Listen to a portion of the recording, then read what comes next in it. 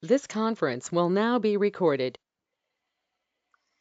Good evening, ladies and gentlemen. This is Clueless Trading Frank. It's approximately 8:43 p.m. on Father's Day. Happy Father's Day to all dads out there. It's 8:43 p.m. on Sunday, June 16, 2019. Wanted to put out a very important week coming up in front of us with the Federal Reserve FOMC meeting, comments from Chairman Powell, which are very critical catalysts for the market. So I didn't want to miss that, even though it's a Father's Day. So I'll try to keep this short and straight to the point, show you a bunch of what the charts are saying, not necessarily what my head is saying, as I follow the charts in a very disciplined way. And hopefully that's going to prepare all of you to manage your trades and have a great week. So on that note, a couple of important points as I set up my charts. First and foremost, we have on Wednesday the Federal Reserve meeting at 2 p.m.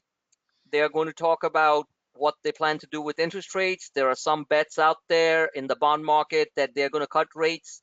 Personally, I don't think so. I don't think they need to cut rates, to be honest with you, unless we see some really dramatically poor numbers on the economic front, both here and overseas, but primarily in the US. We're seeing some pretty strong numbers. Chinese economy is slowing down. Our job numbers have been somewhat weak, but aside from that, we haven't had any major issues. Our manufacturing numbers came out pretty strong. So U.S. economy is still moving along despite these massive trade tensions that are building up. Effects of that, which probably won't be felt for the next 6 months or more, but companies will start talking about it within the next month or so as we finish off from the second quarter, which is June 30th, coming up in 2 weeks. So, we'll certainly keep you posted on that stuff. Saying all that, the Federal Reserve meeting, I'm confirming this on my other side here, is Wednesday, 2 p.m., the most critical part. Yes, FOMC meeting, and then there is a press conference, which is equally critical because that's where Chairman Powell, head of the Federal Reserve Bank, makes his opinions felt and deals with some tough questions. So aside from that, we have the normal slew of economic numbers that come out. We have the housing market index on Monday, Empire State Manufacturing Survey. These are very important. These are coming out at 8:30 p.m., 10 a.m. Housing market index. Then we don't have much on Tuesday, as in the form of if the housing starts on Tuesday at 8:30 a.m. That is, by the way, this is obviously, just as you all know by now, these are the ES futures. Futures are up approximately 4.5 points right now. This is what it looks like. This is the chart that we've been trading off. As you all know, the Fibonacci retracements with the Fibonacci numbers here, 23.6, 60, 38.2. These are standard Fibonacci numbers. 50.5, which is 50%. Which is normally where the market heads to. It did head there, exactly like I said, off the bottom, which was off the last week's bottom, which was on the 12th of June. Then we have the 78.6, and then we have the short-term pattern completion, as you can clearly see that visually here at 1, which is 100% pattern completion at 29.11. This is the short-term view, which day traders can use very effectively, and you can basically decide during the week, at least we did it last week very effectively, to hold positions and what you need to do during the day. Despite big, bad, ugly opens, this is what the market did, as I said exactly, pretty much exactly as I saw the movements on the market. We created a double bottom, almost a quadruple bottom, or a quintuple bottom on Friday. And then we had a sharp rally that started at 2 p.m., carried us higher. This is where we closed at on Friday at 4 p.m., and that is right there. And this is where we are right now. And you can see clearly what these levels, each of them will be engaged. Going back to what I was talking about, so Tuesday we have the housing starts at 8:30 a.m. Wednesday, critical day, FOMC Fed meeting, and then the press conference at 2:30. We have on Thursday, following that, we have a slew of numbers, jobless claims, the Philly Fed Business Outlook Survey. the current account deficit, the leading indicators, LEI, very important, that comes out at 10 a.m. The rest of them come around at 8:30 a.m. Then we have lots of bond auctions and stuff on Thursday, very busy day for the bond market. So that's important too, to see what the demand is for US and foreign participants to buy our US government bonds. Then on Friday, which is quadruple witching, that's monthly options expiration. We have the PMI numbers, as the Purchasing Managers Index number gives us a quick and a very important look into the inflationary component. On the industrial side, purchasing managers buying raw goods. We have existing home sales, very important, at 10 a.m. on Friday. And then we have Lael Brainerd and Loretta Meister, both Fed officials, speaking at noontime. And that wraps up the week. So generally speaking, what we see is that we have generally a bullish tilt on monthly options expiration. We have noticed this for years and years, and I always like to point that out. There is no guarantee. There are no guarantees in trading, but that is normally a high probability event. Now, it's not that starting on Monday morning we're going to start going higher, and it's just going to be one way. It's going to be a one-way ride all the way to the top. It never works like that. By now, all of you, even the denial people who are in denial, have accepted that we go through it. It's never a straight line. Okay, it's never a straight line. This is the highs on the market. I don't think we get there this week, but I could be dead wrong. There could be some very positive announcements on the China front. There were some articles this weekend about the China thing. Nothing that is earth-shattering, but it looks like there's a good possibility. Premier Xi, the Chinese premier, is going to meet President Trump. I believe it's at the end of the month at the G20 summit in Osaka, Japan. So that's a big plus if that happens. Saying all that, there have been some moderately constructive comments that have come out of the Trump administration, including President Trump, on Premier Xi, despite the tough talk that is standard procedure as this trade war shenanigans continue.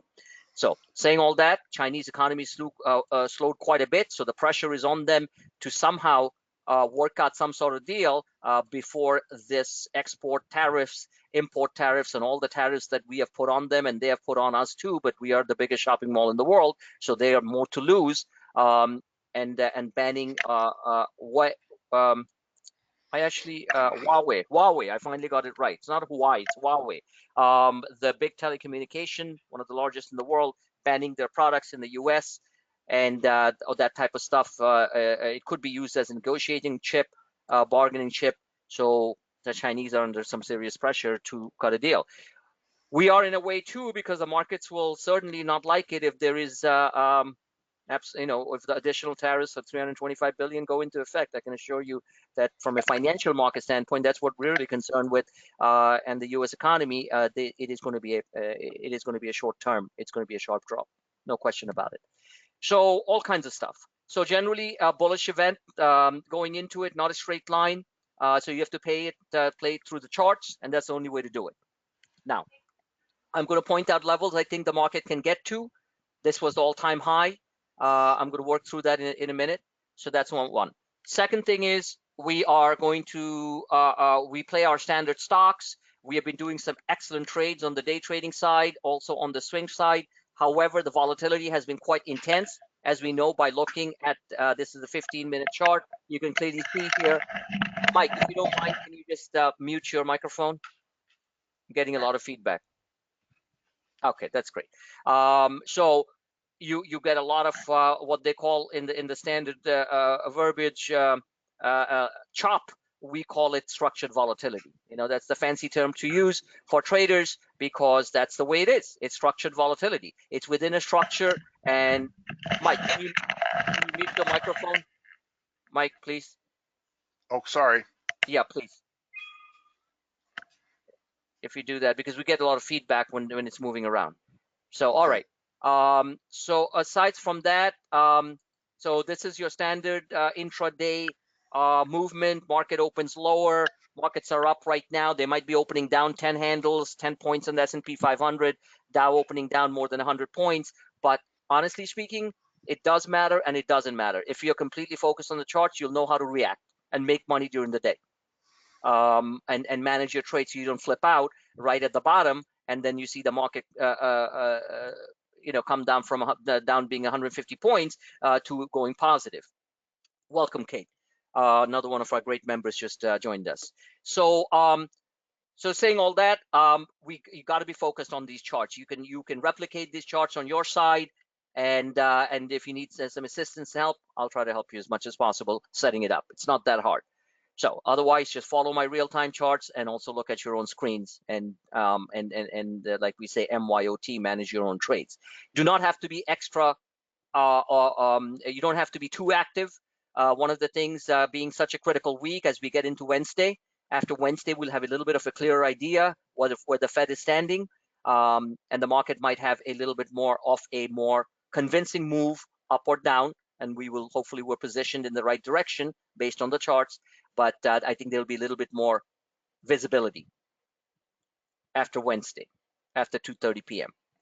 Now, Fed day is always very, it's not always what it seems like. It's only a three-wave move where the markets move up sharply or down sharply. That's wave one. Wave two is generally the counter trend wave where profits are taken if it moves higher, and wave three is generally, which is wave three follows the same directional bias as wave one. All this happens right after 2 p.m. and continues through till the close. The following day, depending on whether the markets are completely overbought or oversold on a technical basis, the opening session on Thursday is a counter trend. If it's very overbought, it's going to slide back a little bit, and if it's oversold, it's going to bump. That's generally been the case on these critical weeks when it comes to Fed FOMC meetings. So the charts become extra, and far more important, for a better choice of words, critical, I should say. So you have to track them. There's no way around it. If you're chasing prices just like all other times, you're going to get blasted out because the movements are going to be very, very fast. That's what the machines do. They're in the business of not giving you money, the algos. They're in the business of taking your money away. It's really as simple as that. So they're not your friend. Remember that. Volatility is not your friend. If you study the VIX charts like I do, and I put out there as much as I can, it gives you a better idea where the sellers are coming, what the candles are looking like, and so you can basically to a certain degree premeditate what the VIX is going to do, so you can take some evasive action as needed. Don't have to be monkey on a hot tin roof where you're buying and selling every 5 minutes, but it just gives you generally a nice, I shouldn't use nice and volatility at the same time, because volatility is certainly not nice, regardless of what you hear in the media. Oh, great, there's volatility. That's hogwash. These machines which run it, the big firms that run it, all they're trying to do is create volatility. So there's more fees and commissions. I come from Wall Street. I know this, okay? There are more fees and commission because people are panicked out of trades. A mom and pop get panicked and sell at the wrong times, buy at the wrong times. Mostly they sell at the wrong times, and they make commissions because everything that's bought and sold, there's a commission to it. So volatility gives them huge revenues, and that is not a nice thing. Let's just face facts here. So keep that in mind. Now, saying all that. You don't, again, my suggestion is keep position sizes reasonably small to moderate. You catch some big movers during the day, as I show almost every day, on trades which are non-correlated with the broader market. Take them. Safe havens. I don't like using the word safe because nothing is safe per se. It's never been safe. That's the essence of quantifiable risk. Anyone says, "Oh, is it safe to buy now?" Like, what kind of stupid comment is that? You hear that sometimes a lot on the media. Even traders mention that. Oh, is it safe to buy? By the time it's safe to buy, we're selling.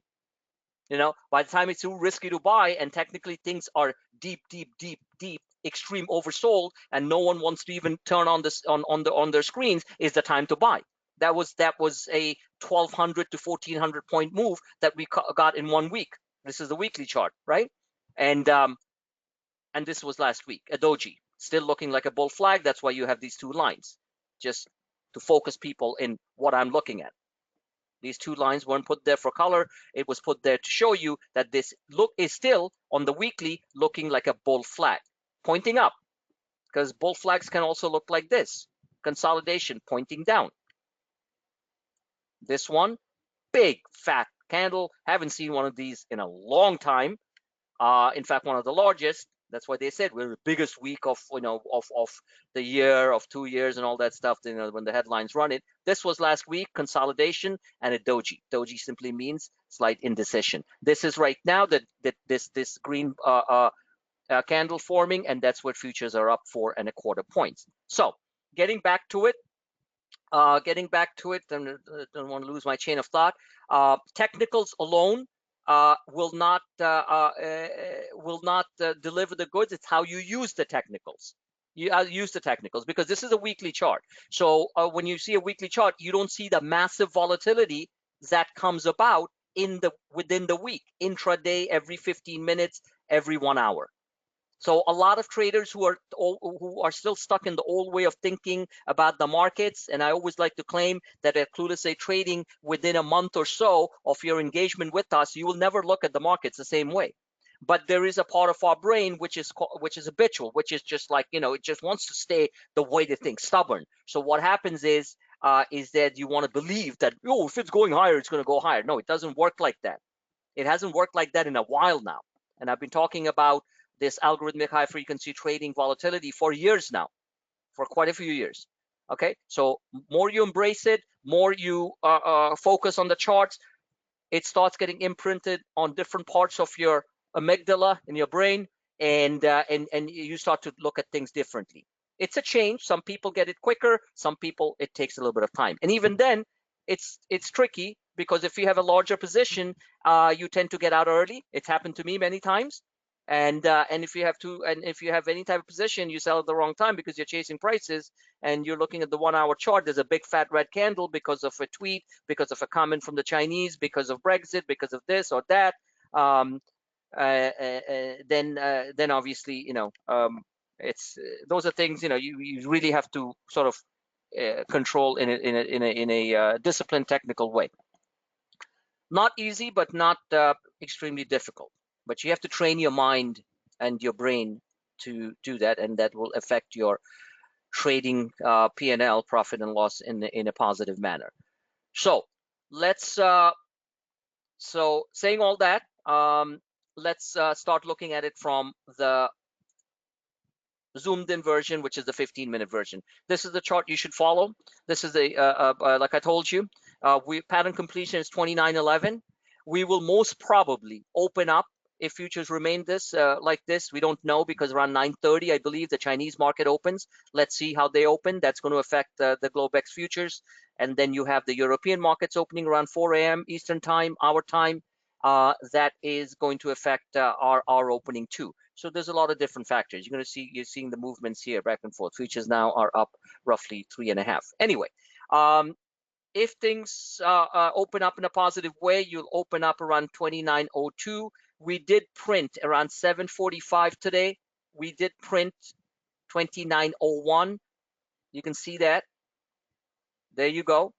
And then there was some sell programs. This is in the futures market, and we have futures traders in our group too, few of them, and they do utilize my charts quite effectively, and also their own skills in trading futures. I don't particularly trade futures at this point, but these are very effective for both futures traders and for stock traders, obviously, because futures are basically the puppet masters which control the front end of the market, which is S&P 500 and the SPYs. So saying all that, on an optimistic level, if it opens up, we'll open up at 29.02. We are at 28.98. So 29.02 will be basically 6 points, 4 and 2, yes. 4 points higher from here, which means futures most probably tomorrow morning, if the Chinese and the European markets open up positively, you could see futures opening up 8 points, which will bring us exactly to this level here, which would be, so futures would be open. I'm just giving you a guesstimate, a technical, I should say technical estimate. Basically, it would correlate with this chart. We have the 78.6 retracement. I even put I highlight these by putting in thick blue lines here, and you can see that's where we would open up. Now, each of these points that we're going to open or fall to are engagement points. You're going to see a reactive bounce at those levels. If we fall very sharply, there is a gap open here. There's a gap here. This gap is from the close on Friday. On Friday, we close right here, right there at 28.89. So from there, it seems like a little bit of a mismatch because we actually closed at 28.90 and we are at 28.98 right now. So technically, this is actually an 8-point move from here to here, but I don't know why the futures market is showing. Maybe it's some sort of closing settlement. It's only showing up 3.5. So the key is there's a gap here. This gap could be filled. We could be opening lower. We could be opening lower by 4 or 5 points to fill this gap. This is the gap from, this is where we closed on Friday, and right there, and this is where we are. So is it possible that we open lower and test this gap? Absolutely. Could all happen in the Globex markets overnight or during our right before our market open.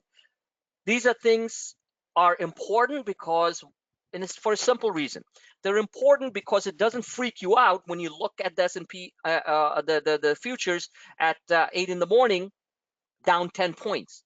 Like, oh boy, here we go. We got some long position, got some slight calls. There we go again. Well, that's fine with the here we go again, but at least you have a roadmap in front of you, knowing where those bounce levels are.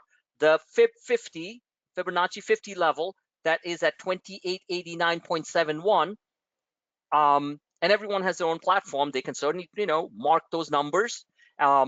Is a strong support, just the way it was strong resistance. Notice how the market clusters around the 50 Fibonacci. When the market crashed and burned last on the 12th, this huge sell-off, okay? I'm sure people out there, and I'm sure not our members, because I basically walked them through it to buy.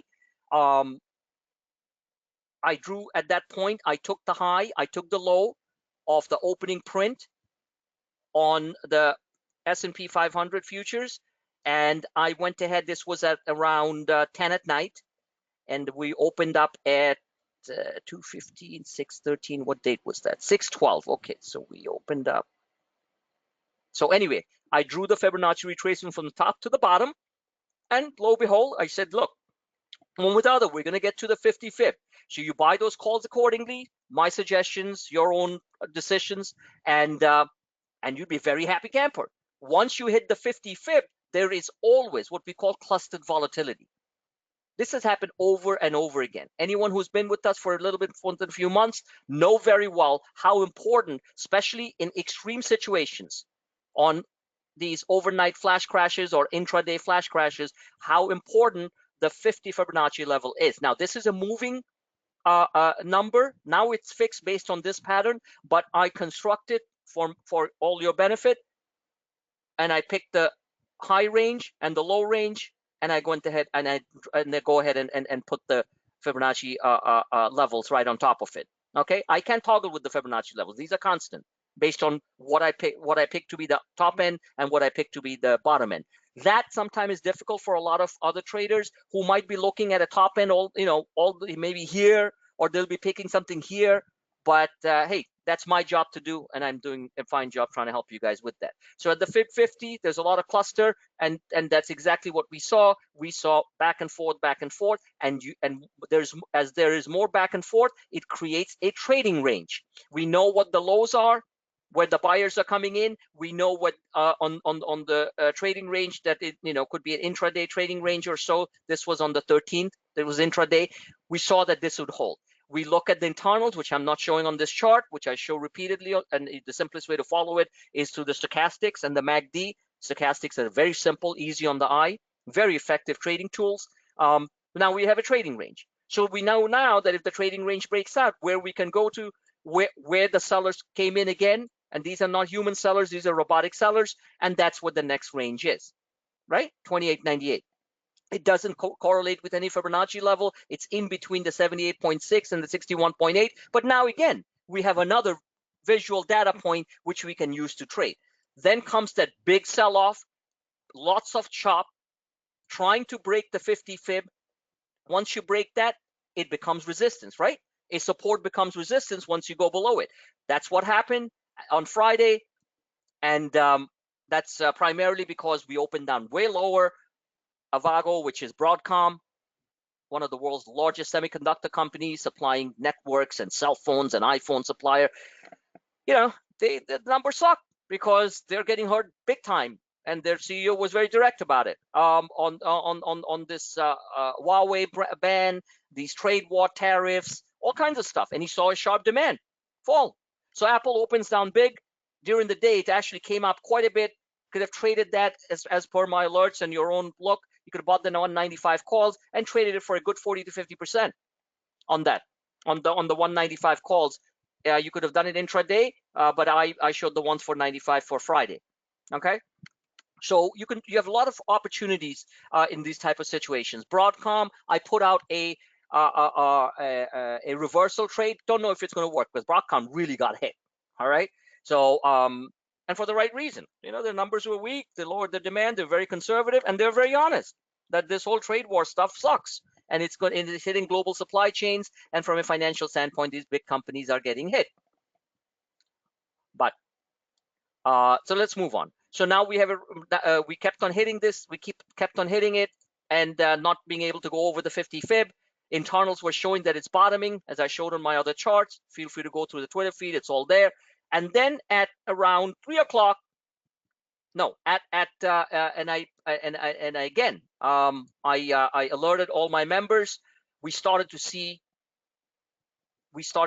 consistent buying. This was a big one at 11:15, but that gave in, created a when you create these multiple bottoms, whether in stocks or on the SPY, it doesn't matter. When you create these multiple bottoms from a trading perspective, it's excellent because now you know what that seems to be the floor. Once you know what the floor is, you can actually enter those trades with a little higher degree of confidence than on the first bump where you don't know what the floor is, because it's going to slip and slide. So the best thing to do is after you see after a double bottom or a triple bottom, you have more of a higher confidence trade. So it's best to be a little bit patient, wait for maybe a double or triple bottom, even though this could have gone sharply higher. It could have done this fine, but generally speaking, on a volatile day, especially on a weekly OPEX, which was Friday, that was weekly options expiration OPEX. So this could have done this, and you're like, boy, I should have bought that. It might be a little bit more strategically smart that you look to see if it's created a double or triple bottom, and especially when it creates a quadruple bottom or a quintuple bottom, right? I can never say that word 5 times. 1, 2, 3, 4, 5. Then the big buyers came in, and you can see consistent candle expansion, and we closed the day at 4 o'clock right here. There was a sharp sell-off right there, and I did tell people, and because I looked at it, it was hitting the 61.8 fibs. So those calls on the SPYs, which we bought at $1.20, they went down to $1.07, and we sold them around $1.50, $1.60. I sold a bunch of them, keeping some of it long. That's a pretty sweet trade with an average cost of $1.10. You sell it at around $1.60 or $1.50, I can't remember, but you make 50 cents on $1.10. You just made yourself 45% on your money for an hour's worth of work. Tell me on any other business which allows you to do that. And all you had to do was focus on the real-time tweets that are coming through on your mobile devices or on your desktop, and you can you can make a 30-40%. Don't have to catch the whole 45%, but hey, what if you count 30%? And we do this all the time. So with small amounts of money, you can do it very nicely. If you want to put in big money, I know a couple of my traders who don't actually pay too much. Those guys put some serious money on this type of things. They just make their weeks, So it's just the way it works. But you have to follow this. Now, the minute it hit this 68 fib, and it's very easy on the eye, using investing.com. You can use Thinkorswim, you can use my quad system that I use very diligently, but here it's just clear as day. It hit that, there was sell program. So that sell program took, instead of getting out at $1.50 or 60, that sell program took it down back to $1.20 or $1.25. So for an active trader, you could play these charts like a fine violin, okay? And for non-active traders, I shouldn't say they don't have to worry about it, but they could always throw out some sell. They could always throw out some sell orders out there and get taken out. You don't have to monitor the screens. You bought them at $1.20, you sell or $1.10, whatever.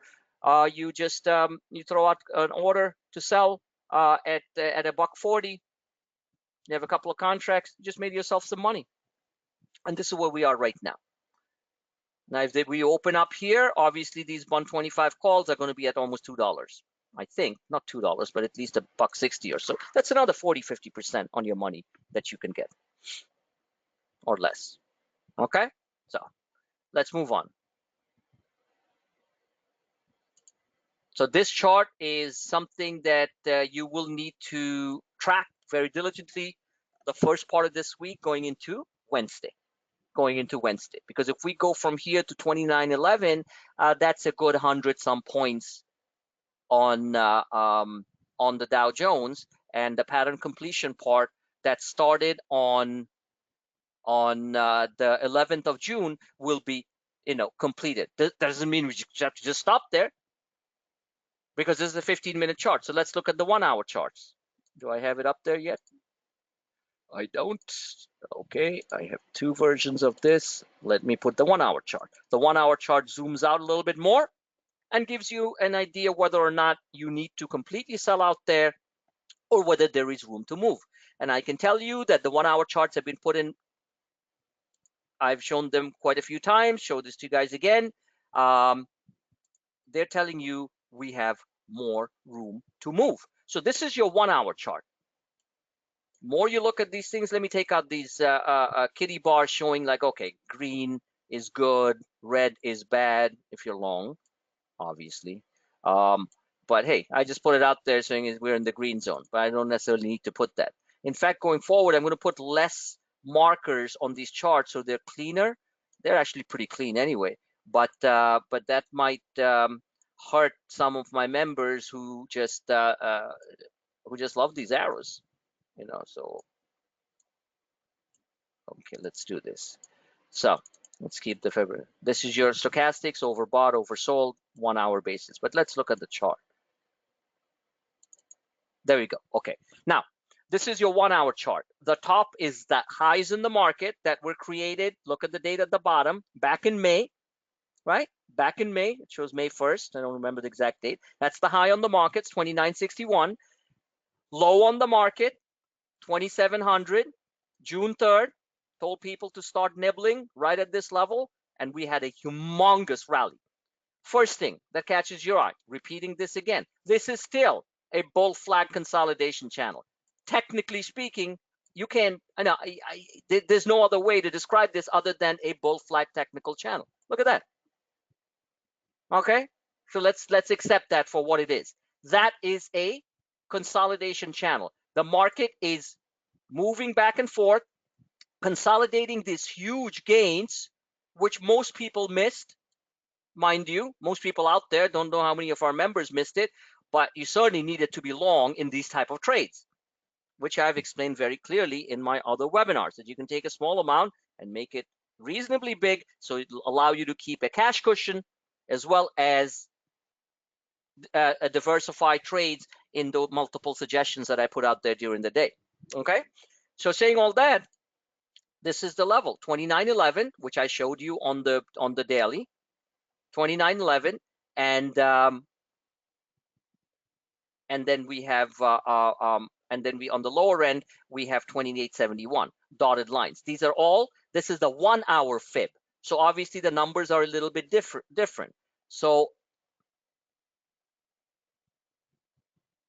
the Fibonacci retracement on this one for this week, including last week, was 28.89. Look carefully. On the 1-hour chart, it's 28.44. So we are well above the fib on the 1-hour chart from top to bottom, which was the highs in the market to the recent lows in the market. So as you can see, we are well above the 50% Fibonacci retracement, which is 28.44. So if all hell breaks loose on a short-term basis. The markets algos are always trying to misinterpret what the Fed is saying. It's standard procedure. We're going to drop very sharp and retest and it's going to happen very quickly. It could be, it could last maybe 25 minutes and or 10 minutes, to be honest with you, to 28.44, which is the support, that big, thick dotted line, blue line. So if we drop from 2,900 where we are right now, futures are up about 6 points. 2,900 futures are basically heading to exactly where I said it was going to head to. Okay, because you can clearly see here, this is where the sell bots come in, the algos come in to sell. If we bust a move through that, then the short algos basically freak out, and we're going to open at higher than the 8 points that I said we might open at tomorrow, because we might be opening up 8 points like right now as we are doing this session. So saying all that, if we drop from 2,900, which is a psychological and a technical number, remember this was the trading range that the market was trading in till it fell hard and then re-entered it again and then busted a move out of it again. So if I extend this is a trading range that the market has been trading in, aside from this quick fallout at the end of last month till June 3rd.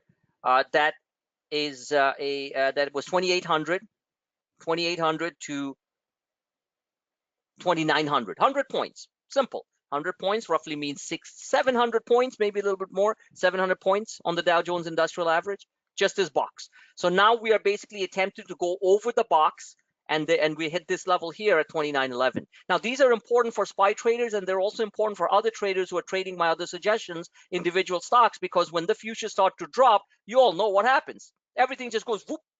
Some stocks don't. Chipotle doesn't care half the time. UNH, Anthem, Humana, those things have their own things. Sometimes they don't follow the market. Those HMOs, which are great swing trading stocks, as well as, I wouldn't call them day trading stocks, but more swing trading stock. And then you have special situations like Beyond Meat, which I actually had that burger today for the first time. So I'll give you that review, on the next session. First time I had Beyond Meat burger. And I'm certainly not a vegan. What do you call? Or you have a Grubhub, or you have a Roku, which just goes the other way. But aside from that, the rest of the stuff are fully affected by how these futures are moving. So that's it. So once it hits here, there should be some sellers. If we break out over it, there is a gap fill. That gap fill is at 29.38. Personally speaking, I think that if the Fed and everything work out by Wednesday, could be as early as Wednesday, because there will be a quick pullback on the first part of Wednesday. Should be, because everyone gets nervous about what the Fed's going to say. There should be a pullback. It's possible, two scenarios, that we head up very quickly, 100, 200 points right before the Fed, in which case you want to just sell. All right, take your profits, maybe put out a short out there, depending on how overbought we are on the SPY puts, or we vacillate within this range, and then we bust a move after the Fed. So there are two scenarios. We don't know yet. I'll show you the daily and the weekly, which will help you prepare your mind and your game plan for this coming week. I'll be showing the daily and the weekly right after this one. So this is where we are. Very structured, and nothing more to say. I even put arrows there, where the sell program should come in or not. There's the gap here. There is another gap here at around 29.15, right there. I should put that through right there. You see that? That was a bad one. Bang! The market opened down right after the market closed. I think it was a tweet. It was. I think it was. I think this big one was the tweet when he said he's going to slap the 325 billion on China back in May. Okay, so let's do this. I'm going to put a red line here. Fine, right there. This was the 5th of May. Yes, that was the one. All of a sudden it just hit the market like a bomb, boom, like a JDAM. So that is at 29.16. So you have the Fibonacci. So all these are, resistance points. So you can follow. You can basically track these charts, try to trade them on an hourly basis, and then also this is also a swing chart because it'll tell you based on the pattern. This is certainly looking like a large invert. This is the inverted head and shoulder.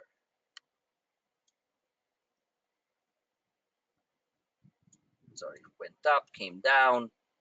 This is your neckline. This is a broad neckline, the 2,900 level. We are climbing over that right now. Futures are up 6.5 points. So it's going to hit this 29.11. Might hit it, before our markets open. Maybe early morning after Europe opens, or maybe after China opens. I don't know. So the key is that if we bust out of this level, there's going to be a big short squeeze, and that short squeeze takes you there. So these are good money-making opportunities. You can use it both as a swing and a day trading chart very effectively. I structure it to the T, give or take a point or two. It's going to hit it there on the downside and the upside. And if you look at this chart here, this is certainly looking, you can call this a cup and handle. Nice cup and handle. What do cup and handles do? I even put it out in the Twitter feed on the closing charts on Friday. What I did say, what might happen, and cup and handles generally break out. That's why there's a blue arrow here. And if it breaks down, and because whatever happens, you never know. Don't freak out. You know what the support levels are. This is a very strong support levels. Multiple big buy programs hit. When it hits around that level, you want to be a buyer at that side. Any questions on that, Kate or Mike?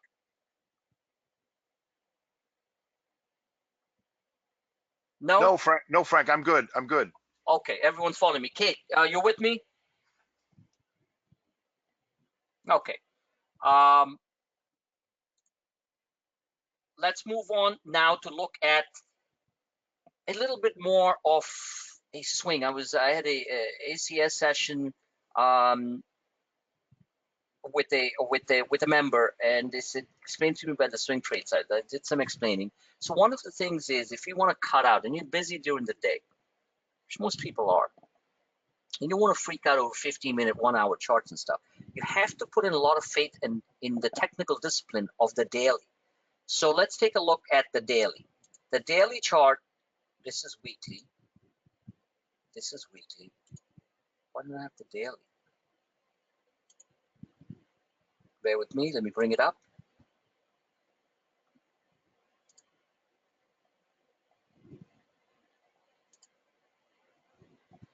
This is basically, if you put in the daily, and let me show you this without my structures and stuff on it before I show that. Technically, this is superbly bullish. Okay, let's start off here. So bottom line is, here's your top on the market. Here's your rising wedge. This was December 24th. Huge move up in between sharp pullbacks. These are sharp pullbacks. Don't let these little red candles fool you. These were a couple of 100-point pullbacks.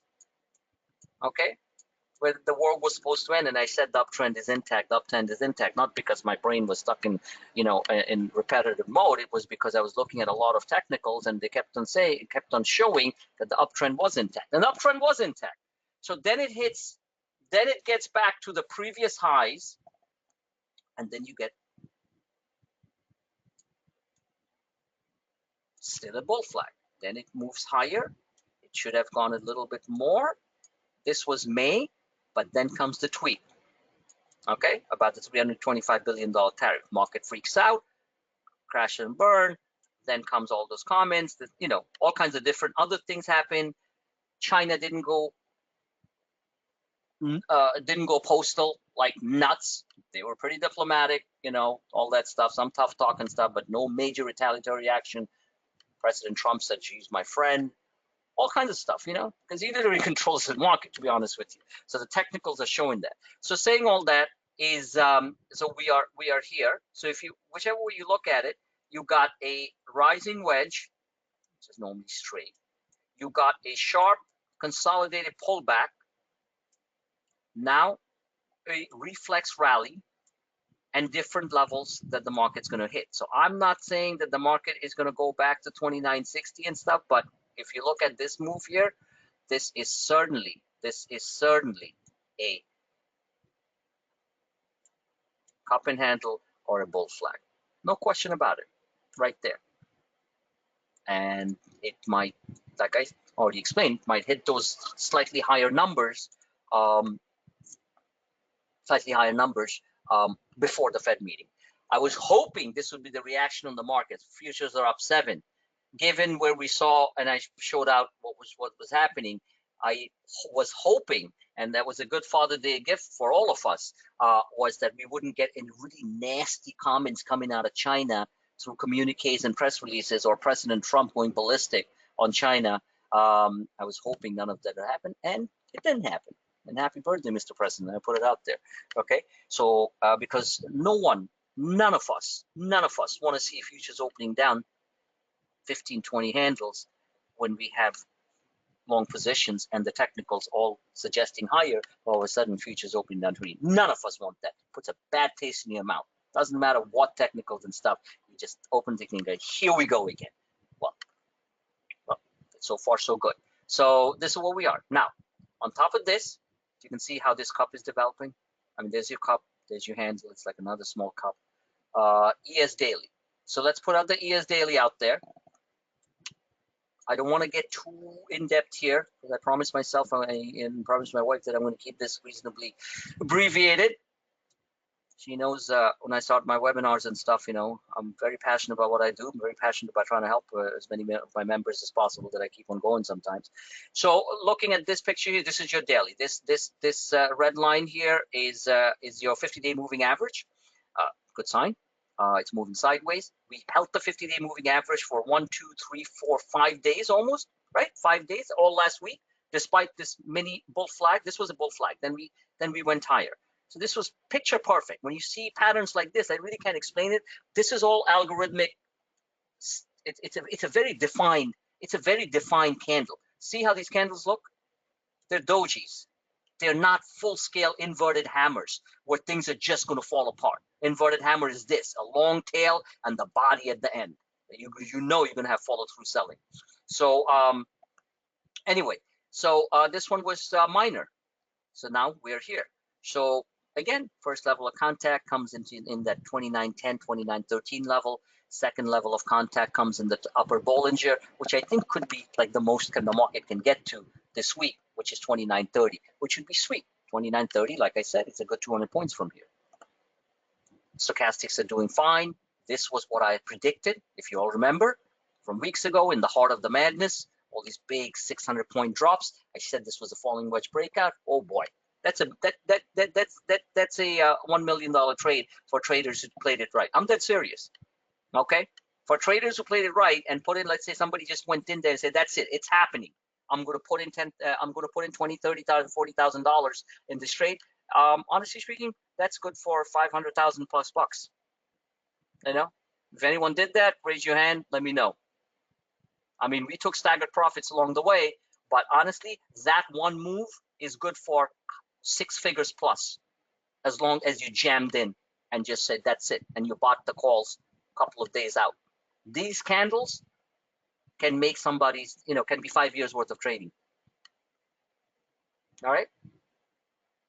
So I'm still looking for any one of our members. I know there's a couple that I haven't talked to in a bit. Big size traders. You put 40,000 bucks. They're up 300%. You tell me how much they made. Okay, they're up to 200,000-300,000 bucks. But that's it. So these things you can do small amounts of money. Who cares about putting 40,000 in? Put 400 bucks. Put $1,000. Put $2,000. You can't miss these out. I mean, these are unbelievable. And on the top of that, I didn't say like, oh, now it's breaking out. I told you it was going to break out. It's on my video. It's on my Twitter feed. So when I'm showing this type of stuff, honestly speaking, the big move is over for now. Unless we have a China deal, in which case we'll surge to new highs. That's a different story. But the big move, these type of moves, rarely come. And when they come, 99.9% of people miss it. Because it's off their comfort zone. You see a candle like this, you get the hell in there. I mean, If you see a reversal hammer like this, green, back, boom, right off another major support, which I pointed out repeatedly for May 8th, May 14th, May 11th. You need to get pretty aggressive. And one day when some of you catch it, you'll know what it feels. And it'll change your whole mindset. It'll change your whole mindset. You'll be teaching Tony Robbins how to trade. Okay? I'm dead serious. So the mindset change is really, really important. So all I'm trying to do here is show you the tools that will help you change your mindset. So, okay. Now, so this is your 50. So this is major support, 28.75. Keep an eye on this baby all the time. Now, there's another thing happening here is the 34-day moving average is now starting to curl higher. Good sign. Let's take a look at the stochastics. The stochastics are overbought and remaining overbought. Remember, this is very similar to what happened here back in March of 2019. We had a multi-week rally because the stochastics remained overbought over 80. That shows strong relative strength underneath the surface. Let's take a look at the weekly. This is your hourly chart. So this goes back here. Okay, so this is the weekly chart without the internals. No, let me show you the internals. When the weekly chart on the internals start doing this, from a swing trade standpoint, you want to stay long. Yes, you get a sharp bump in the morning. Futures open up 10, 12 points. Did I tell you futures were going to be up 8? They're up 7 right now, 7 and change. So, so bottom line is, you want to stay long. Now it's hard because intraday volatility is like, oh my God, now are we slipping down? We're going to break the thing. But when you're looking at the weekly and the daily stows moving like this, crossing over and climbing higher towards overbought zones, I don't care what analyst out there is talking about how smart somebody is, telling you about budget deficit, blah, blah, blah. You got to use your own cognitive decision-making function. Keep it simple. If it's moving up like this, that means the market wants to go higher, regardless of sharp volatility intraday. So when somebody asks me, like, I want to do a swing trade, I should just do this. Everyone wants to do something, but do they really do it? You know, that's the $64,000 question in life, right? Everyone wants something, but they're not prepared to do it. So how the hell do you do it? I mean, how do you get the results if you don't do it? So anyway, this is very good. This is the bull flag. We can slip and slide. I've told you that. And upper end of this bull flag is again the 29.34, 29.40 level. This was a big, ugly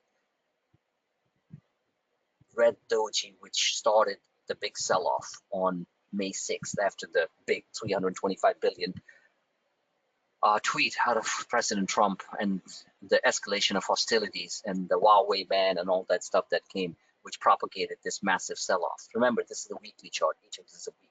So key is it started here at 29.40, right? So that's a major sell zone because people, that traders, you know, or investors who got caught in that, institutions, and when it gets up there, they're going to sell. They're like, oh my God, I finally got back my money. But as technical traders, follow the stows. I'm actually going to print some t-shirts for you guys. I've been planning to do this. I'm going to put some of my favorite saying in there. Follow the stows, focus on the arrows, stay focused. I don't know, something funny. But follow the stows is a good one. So that's it. This is your weekly chart. This is for swing traders. And it's looking good. But this is weekly. That means it can be red during the week, stuff. But as long as it's flying higher, the market wants to go higher. Again, the background fundamental reasons why the market should be higher, at least till about Thursday or early Friday, including the heavy volatility on Wednesday, is because of monthly options expiration. And we're heading towards the end of the month, which is the end of the second quarter. Financial professionals want to get paid, right? I'm not in the business anymore, but they get bonuses. So why should they shoot their bonuses, you know, shoot themselves in the foot by selling everything right before the end of the month? They want to close the month on a strong note and get their bonuses. Commissions, that's business. Now, this is your weekly again. Or am I looking at the weekly? This is your daily. So we looked at it. Now let's take a look on the actual Thinkorswim. Okay, take a look on the Thinkorswim. You know, I hate doing this because this is like almost picture perfect. I hate saying that because that's like jinxing things, right? And I try to be as unemotional as possible. This is as picture perfect you can get for the US stock markets to at least get to those levels that I'm talking about, 29.29, 29.30, another 100, 200 points. Look at this pattern here. Again, the same pattern on Thinkorswim. Bull flag, and now the breakout. The big move, I repeat, is over. Over. The next big move will come after we get a sharp move down. It's a slingshot effect. You got to pull the slingshot back in order to develop the kinetic energy needed to get the projectile, whatever you have in the slingshot, a marble or a rock or whatever, hopefully you're not hitting people, to move fast, you know, like a catapult. So in order to catapult, you need to get technical resets or pullbacks. People have to understand that. But so far, so good. A bullish explanation to this by many other traders. I've seen a couple of articles this weekend. They're like, hey, we're going to new highs based on this chart. Yeah, it looks like that, but I'm not going to go there with that. Why? Because I respect Mr. Volatility. I respect volatility. I don't like volatility. None of you like volatility. It snatches away your profit before your head can turn. I hate it. But it allows us to buy things at a cheaper price. So I respect volatility. So I'm not going to make that thing that we're going to a new high right away. You get a side China deal? Yeah, we're going to new highs. So anyway, so this is a good looking chart. Now look at this here. I don't want to, you know, I've been looking at these stores for so long. This was starting to come down, which was worrisome. Those were 3 days, but it looked like a bull flag, so I wasn't that worried. It was holding the if you can focus the red line here, the 50-day moving average, and that's exactly where it bounced off. So this was starting to come down. The stows. Once it starts to curl down, you start to lessen your positions on the long side. You can do some quick short-term intraday SPY trades. We do those. On the put side, we've done them very successfully. They're very fast though. They're very fast. To buy a couple, throw out a sell order out there, put a trading stop. If it's you don't want to put a trading stop buying something at $1.50. I mean, that's crazy. So, but anyway, if you want to do it, that's up to you. You put a trading stop, in my opinion, on an Amazon type of call that we did very successfully. You know, you buy it at 6, you put a trading stop at 4 or at 3, and you can juggle it around. So at least you know that if it moves down very quickly, then you get stopped out if it breaks down because of some flash crash event. Otherwise, you trail the stop, and the stock moves from 6 to 8 and stuff. It's trailing, and you get sold out at a profitable pace. I mean, profitable number. So, anyways, we're starting to move down, but that's no longer the case. Now it's starting to move up. That's really good. Now, I'm not saying we're going to the moon. There is no moon. When it comes to technical trading, the only moon that's out there is out there, right? I'm a little bit into astronomy, so you know, the moon's made of cheese, right? So that's great. So let's do this here. So, you know, so we, like I said, 29.40, 100, 200 points, but I've explained to you every detail what will happen this week. So this is good. Now, the final one that I'm going to show you all, and then I'm going to show some stocks. Some of them you guys might like. I mean, you guys like or not like, whatever. This is your weekly chart. This is what I'm watching, and this is really fantastic because right in the presence of Miss Kate and Mr. Murphy and everyone else who's going to be listening to this, we are seeing this high drama, right? Where's the music? We are seeing the crossover up of the percentage K and percentage D on the weekly stochastics. Look at this happening right here. This is almost like you saw a deep space object crossing the face of the moon. Forget moon, face of Jupiter. Seriously, you know, I have one of my good friends, old gentleman. He was actually he's an aeronautical engineer. He's big into astronomy. He's got freaking $80,000 telescopes. So we went on. They had a huge stargazing contest in north of Manhattan. It's out there. Unbelievable. They take pictures of these objects flying through deep space. I'm like, holy cow! And it's on, you know, from the telescope. It comes into his big monitor that he has all set up. They're like, wow. So this is what you're seeing. You're seeing deep space objects, guys. Okay. So you see crossovers. You're seeing a crossover. You see crossovers. This is going all the way back to 2016, since President Trump got elected, right? November 2000. You see crossovers. These are minor ones. But when you're coming from these deep, like, oh my God, the world is ending type of thing, we're all scared. I get scared sometimes, and this tweet comes out like, oh God, here we go again. But I never panic. My job as a professional trader is to always be on a high level of positive stress. That's how you have to calibrate your mind when you're a trader. I don't care whether you're a day trader or a swing trader. We're combinations of everything.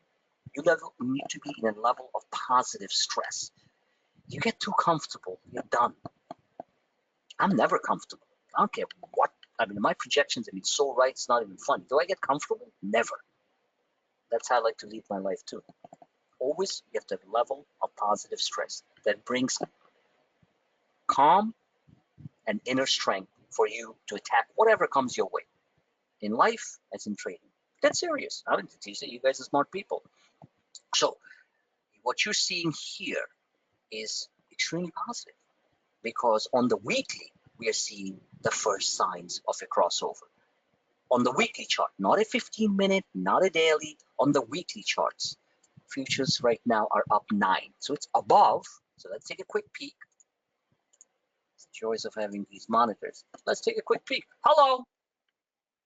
Did I tell you this was, was going to happen? No, I actually didn't tell you this was going to happen, because I said we were going to go to 2902. Well, futures are up almost 10 right now. Now, will they remain like this tomorrow morning? Oh, it's jumping. There must be, again, stuff breaking. But I said I did get a positive feeling from reading the different tech articles on the global macro politics. I mean, I monitor the South China Post. Great paper. You guys should look at it too, because they directly from China and Hong Kong. So look at this. I mean, this is magic. My futures traders, the ones who trade futures of my chart, they're just loving me right now. Look at that. So now we are only 7 points away. We're only 7 points away from pattern completion. So, quick question you always have to ask yourself. You are long certain positions over the weekend. We open up 7 points from here, which means the futures open up roughly 20 handles. Do you get really excited and say, no, let's buy it here? No, you sell. You sell, you see the reaction at the pattern completion level, which is 29.11. You quickly switch to my 1 hour charts, which I'm posting throughout the day, and look to see what the next level is, which is 29.30. And we're going to 29.11 right now, which is 7 points from here, which means we'll open up about 16 points. And that's going to be a roadblock, because that is the 78.6 FIB. And there's a little roadblock here along the way. Seeing actual real life stuff going on right in front of you. So going back to the S&P charts, this is extremely important. What can I say? Right there. And it's just very fortunate that we are seeing this happen. It's like that, a flyby across Venus, right? Actually, that gentleman took a picture of this the U.S. NASA space station, one of our most glorious achievements. The International Space Station, going when we were that's the International Space Station, but NASA mostly built it. Pass across the face of Venus or something. I'm like, holy cow, this is amazing. And you caught that picture. You know, it's like Santa, you know, flying across the moon, right? So, except no reindeers. So there you go. This is extremely important. Now let's look at the daily, see what the crossover is doing. There is no crossover. The crossover happened down here on the second day of second day after June 3rd. The crossover already happened. I told you guys that that was going to happen. That was the falling wedge breakout, and look what happened. So now it's just going to try. It's going to kind of move sideways from what it looks like. Okay. Now I don't want to hop on this. I know many of you are doing the advanced coaching sessions with me. Trying to help people as much as possible. And those are the sessions you need to take, to be honest with you, in order to really understand what the heck's going on. Otherwise, all these beautiful, amazing opportunities will come and go, and you'll be left in the dust repeatedly. Humongous opportunities like that. This is not a market for kids. And well, actually, it is a market for kids because kids are actually smarter. I think I can teach a kid technical analysis and stuff better than I can teach an adult, because an adult is too stubborn and has too many opinionated emotional feelings about the market. I think a teenager or a kid would be more like, let's do it. So I shouldn't say it's for kids. It's a very technical market. All right, throw out a stock or two that I need to show you guys. After that, I am out of here till tomorrow morning. Thanks, Frank. And any stock or anything, Kate? What are you trading these days? I know you don't have a mic, but you can type in its symbol. I'll Chewy. I wouldn't trade Chewy. I mean, well, that's up to you. I mean, I love Chewy, obviously. You've got so many pets.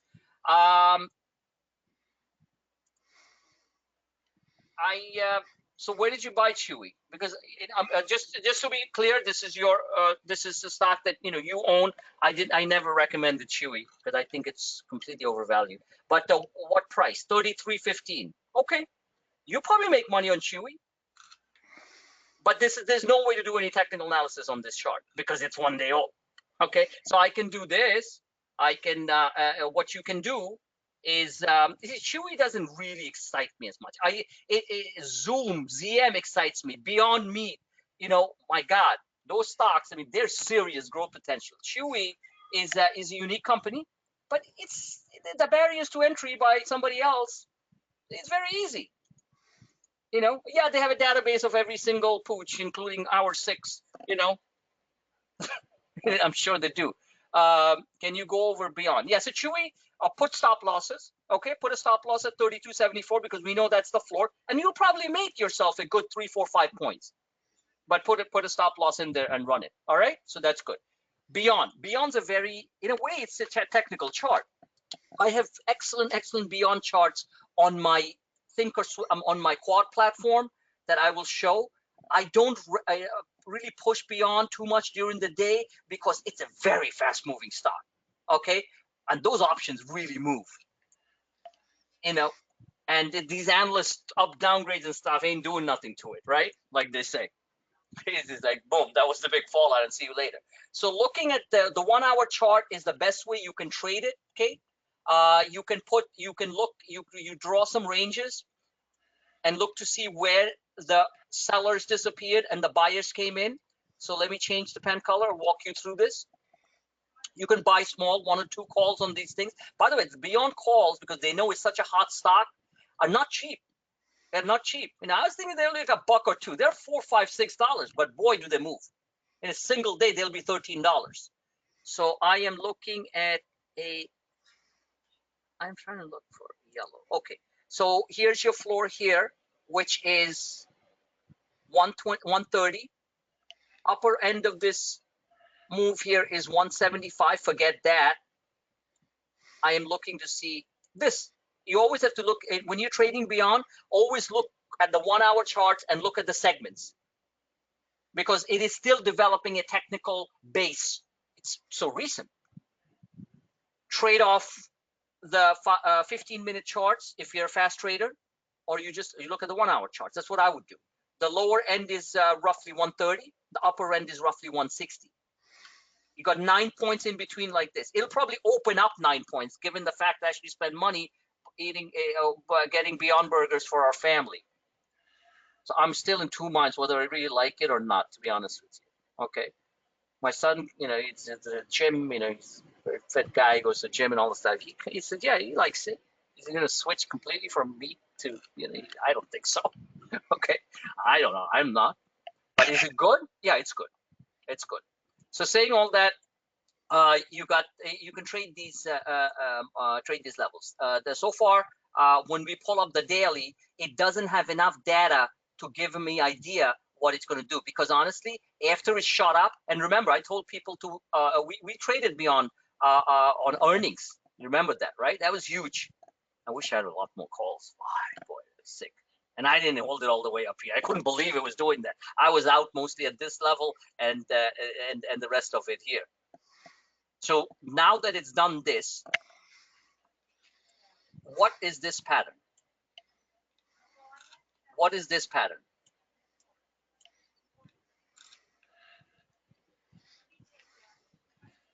This, to me, if I'm bearish, looks like a bear flag. A big sharp move higher, sharp move down. Now the shorts are covering. The reason it moved like this on earnings, not that because their earnings are anything great, but they do have serious growth because it's so new, they're growing very fast, but they were profit margins, forget it. They're not going to be profitable for a while. But that's not how the market's looking at it. They're looking at the growth rate, which is known as PEG, price earnings growth. So this is a bear flag. So the bear will say, you know what, it's going to break down. So I would be, like I told you all on my Twitter feed, buyer of this thing at around 120. I actually told people I thought it was going to be 120 to 130. And I was right, actually.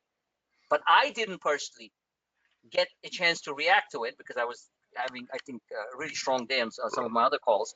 Bottom line is that this was the time to buy.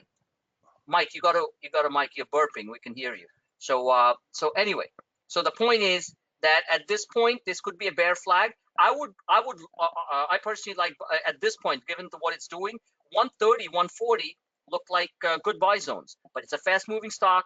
You got to use the 1-hour charts. On the daily, the solid buying opportunity, maybe another analyst downgrade, or somebody gets sick on Beyond, or I write a bad review on Beyond. I'm just kidding. Okay, it would be the 120 level. The gap fill is at 100, but it's too early to really technically construct this chart on Beyond, but you can certainly trade this baby. On that note, thank you for attending. God bless you all. Happy Father's Day to all the fathers out there, and let's go make it happen this week. Laid out a strong path. Futures are open 9. Let the market scare you. Take that fear, make it into positive stress. Use my charts and become a really strong, disciplined technical trader. And you will see the difference. Have a great evening. Good night. Good night, Frank.